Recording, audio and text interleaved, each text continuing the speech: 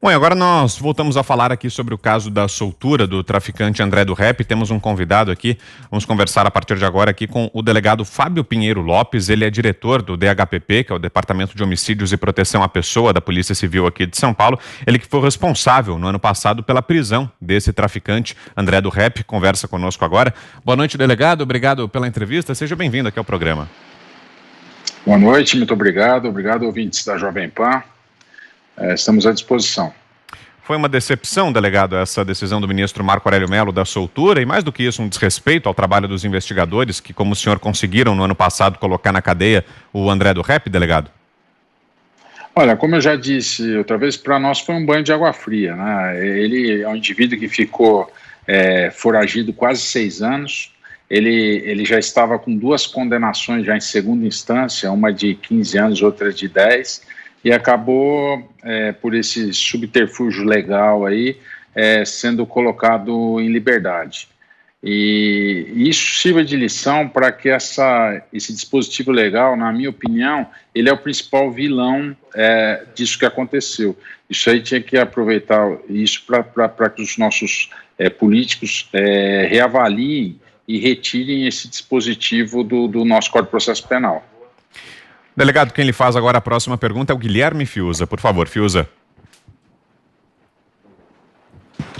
Delegado, quais são as suas expectativas em relação às chances de recaptura do André do Rep? Fiuza, boa noite. Fiuza, ele é um criminoso que tem um poder aquisitivo altíssimo. Fora isso, ele tem uma rede de contatos, tanto aqui no Brasil quanto no resto do mundo. Ele é encarregado de colocar a droga da América do Sul, produzida na América do Sul, na Europa. Ele tem essa linha de tráfico. Então, por isso, a gente acha que vai ser bem difícil a sua recaptura. Eu não digo que vai ser impossível, que nada é impossível aí para a polícia brasileira, a Polícia Civil de São Paulo, juntamente com a Polícia Civil do Paraná, juntamente com a Polícia Federal. Nós não vamos medir esforços enquanto a gente não prendê-lo, mas vai ser uma missão bem árdua. Ana Paula, sua pergunta, Ana.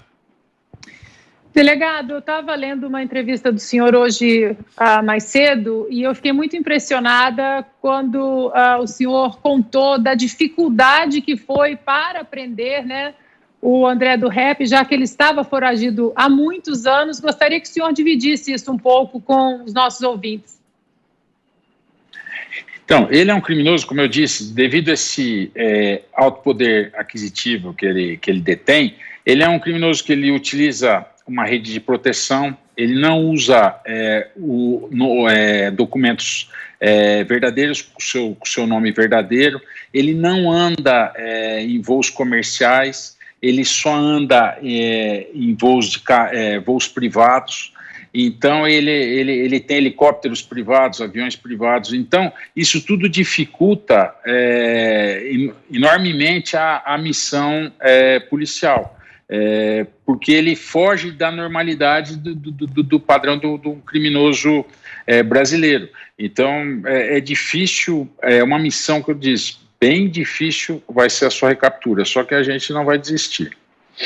Augusto. Delegado, qual era exatamente o papel que ele desempenhava no PCC? Ele cuidava do setor internacional aí do tráfico de drogas?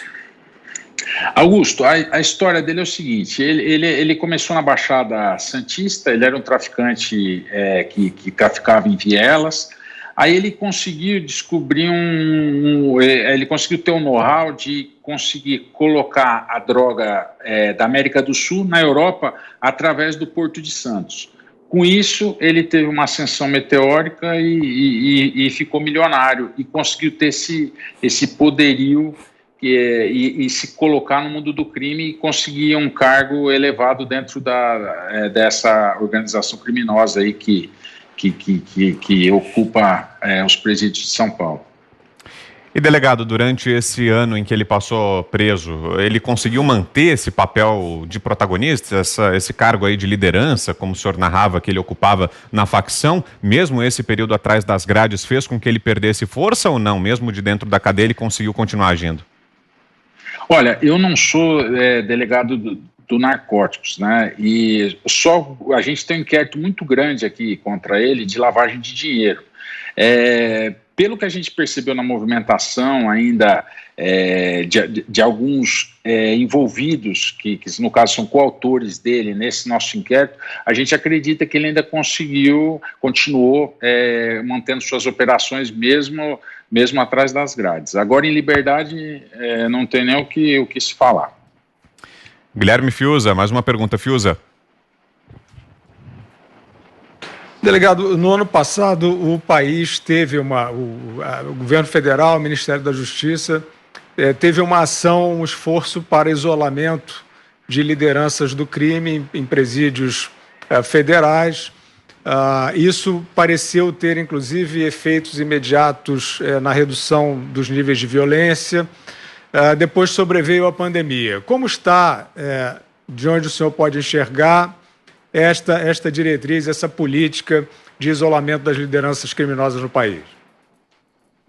Isso eu acho que foi uma decisão super acertada, uma decisão importantíssima, cortou a comunicação da liderança.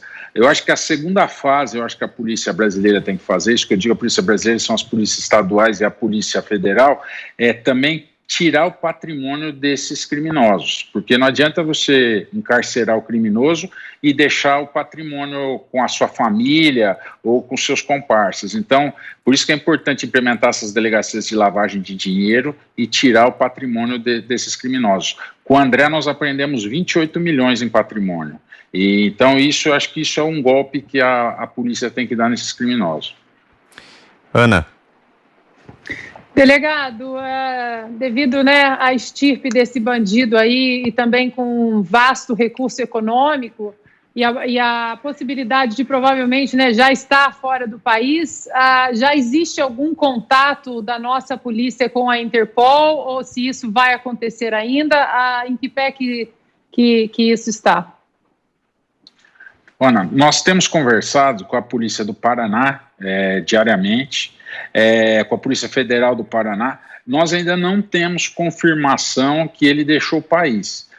Se tiver essa confirmação, aí esse diálogo com a polícia de outros países aí já vai passar para a Polícia Federal, que ela que tem essa competência através da Interpol de falar com as polícias de outros países para a gente tentar recapturar o André onde quer que ele esteja. Augusto. Delegado, com a decisão do Supremo de impedir que o criminoso condenado comece o cumprimento da pena depois da condenação em segunda instância, como está a situação de presos como Marcola, o chefe do PCC? Ele tem alguma sentença transitada em julgado ou ele também é um preso à espera da decisão final? Olha, Augusto, eu acredito, o Marcola ele tem várias condenações já transitadas em julgado. Tá. O que acontece com o Marcola é que ele está, pelo que consta, ele já está próximo de completar 30 anos encarcerado. Entendeu? Então, agora, e com relação a ele, as suas condenações já são transitadas em julgado. Agora, se vê no caso do André Mas com do Rap, 30 anos, delegado, com 30 anos ele já pode solicitar a libertação. A lei nossa dizia que não podia, ninguém pode ficar mais que 30 anos encarcerado, só que tem a interpretação que são 30 anos ininterruptos, né? O Marcola, ele ficou fracionado, então é uma tese que seus advogados com certeza entrarão nos tribunais superiores, então nós temos que ficar atento para que isso não vingue, né? Delegado, e há pouco nós trouxemos a informação de que, além do André do Rap, vários outros presos foram beneficiados pelo próprio ministro Marco Aurélio e talvez estejam sendo beneficiados também em outras instâncias por esse dispositivo que prevê a revisão a cada 90 dias da prisão preventiva. O senhor saberia nos dizer se, além do André do Rap, existem outras lideranças importantes de facções criminosas que também, durante esse ano, desde que entrou em vigor esse dispositivo, que também já foram colocadas nas ruas, delegado? Olha, que tiverem com relação a investigações comandadas por mim ou por minha equipe, eu não tenho esse conhecimento, mas eu ouvi dizer que já houveram outras decisões. Como eu disse, já dispunha o nosso Código de Processo Penal de um dispositivo para coibir prisões arbitrárias, que era o habeas corpus. Se o advogado visse que seu cliente estava com uma prisão excessiva ou arbitrária, ele já tinha esse remédio legal. Não precisavam os políticos terem colocado, o que eu chamo, hoje até brinquei, colocaram uma casca de banana para os juízes das ações, porque o juiz ele já tem uma competência vasta, tem um monte de processos para ele trabalhar diuturnamente. Ele ainda tem que revisar todas as suas prisões preventivas a cada 90 dias, então isso é uma coisa que eles colocaram já para ter um subterfúgio, para ter uma vazão para deixar esse tipo de criminoso escapar. Então, por isso que eu falo, vocês que são uma rádio que tem uma penetração violenta, é importante que essa legislação seja modificada, que essa é a grande vilã dessa história toda. Eu não culpo o ministro é extremamente garantista, ele seguiu a sua convicção. O que está errado é essa legislação. Muito bem, quero agradecer aqui ao delegado Fábio Pinheiro Lopes, o diretor do DHPP, Departamento de Homicídios e Proteção à Pessoa, da Polícia Civil de São Paulo, gentilmente conversou conosco aqui em Os Pingos nos Is. Obrigado pela entrevista, delegado, uma boa noite. Estamos à disposição, muito obrigado.